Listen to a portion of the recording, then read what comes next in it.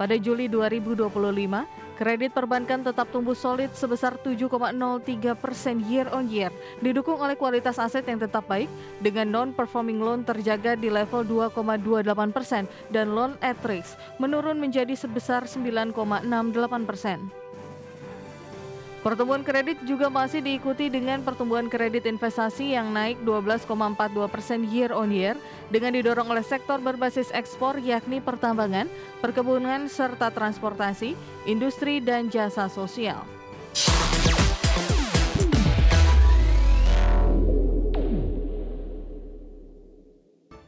Pemirsa, Otoritas Jasa Keuangan menyatakan pada Juli 2025 kredit perbankan tetap tumbuh solid sebesar 7,03%. Pertumbuhan kredit juga masih diikuti dengan pertumbuhan kredit investasi yang naik 12,42%.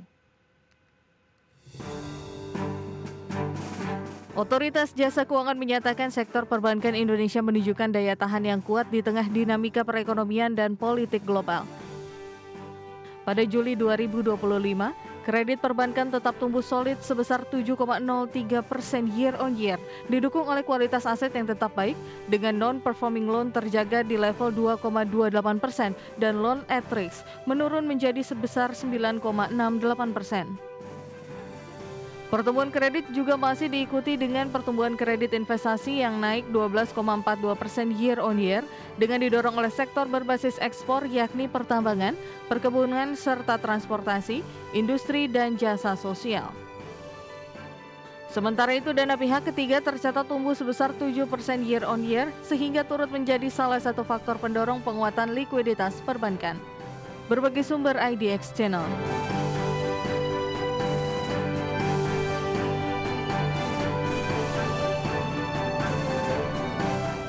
Pemirsa, pemerintah akan mengucurkan belanja perpajakan sebesar Rp563,6 triliun pada tahun 2026. Industri pengolahan menjadi sektor terbesar yang menerima manfaat belanja perpajakan di 2026 yang mencapai Rp141,7 triliun. Pemerintah akan mengucurkan belanja perpajakan sebesar Rp563,6 triliun pada tahun 2026. Angka ini meningkat jika dibandingkan dengan Outlook 2025 yang hanya sebesar Rp530,3 triliun. Pemerintah memastikan kebijakan belanja perpajakan disesuaikan dengan kebutuhan sektor, di antaranya untuk menjaga daya beli masyarakat, menarik investasi, meningkatkan sumber daya manusia, serta mendukung pengembangan usaha mikro, kecil, dan menengah. Industri pengolahan menjadi sektor terbesar yang menerima manfaat belanja perpajakan di 2026 yang mencapai Rp141,7 triliun, diikuti industri pertanian, kehutanan dan perikanan, sektor perdagangan, sektor lainnya, sektor jasa keuangan dan asuransi, sektor transportasi dan pergudangan, serta sektor jasa pendidikan. Berdasarkan jenis pajaknya, porsi terbesar belanja perpajakan masih disumbang dari pajak pertambahan nilai atau PPN dan pajak penjualan atas barang mewah atau PPNBM dengan estimasi mencapai Rp371,9 triliun. Belanja perpajakan dari pajak penghasilan atau PPH diproyeksikan sebesar Rp160,1 triliun, naik tipis dari 2025 yang mencapai Rp150,3 triliun. Dari sisi bea masuk dan cukai, pemerintah memperkirakan realisasi mencapai Rp31,1 triliun, sedikit menurun dibanding proyeksi 2025 sebesar Rp36,2 triliun. Sementara itu, belanja perpajakan dari pajak bumi dan bangunan P5L serta bea materai masing-masing diperkirakan relatif stabil sebesar Rp0,1 triliun dan Rp0,4 triliun. Tim Liputan IDX Channel. Pemirsa, PT Kawasan Industri Jababeka Tbk atau KIJA percaya diri dapat memaksimalkan peluang yang terbuka dari perjanjian perdagangan Indonesia dengan beberapa negara dan kawasan.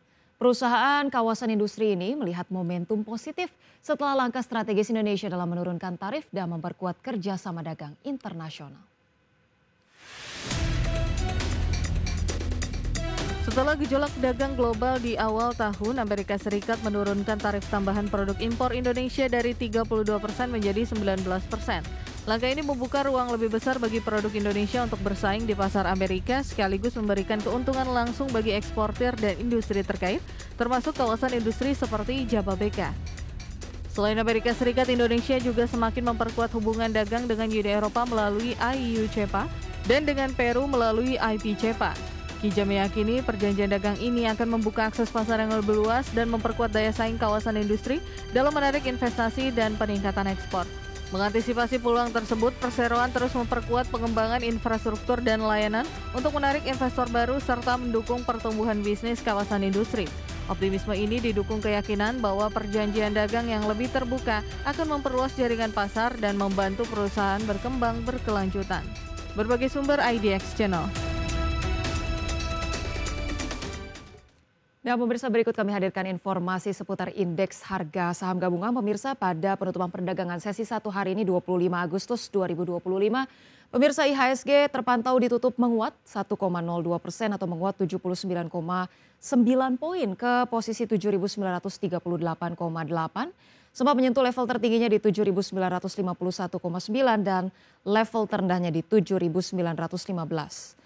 Kemudian pemirsa, 463 saham menguat, 208 turun, dan 133 saham stagnan. Sementara itu pemirsa, dari top gainers kami hadirkan informasi sejumlah top gainers dari koin menguat 24,61%, kemudian ada BBRI menguat 2,9%, MTEK menguat 18,8%, CDIA menguat 2,6%. Kemudian top losers pemirsa ada SMIL yang melemah 2,9%, Goto melemah 1,6%, kemudian ada saham DASA melemah 1,8% dan ASLC melemah 3,4%.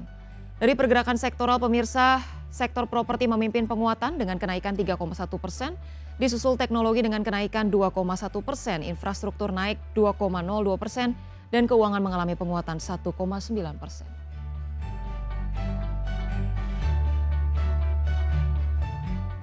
Pemirsa, pemerintah dan DPR menyepakati penerapan kebijakan pengenaan cukai terhadap minuman berpemanis dalam kemasan atau MBDK di dalam RAPBN 2026.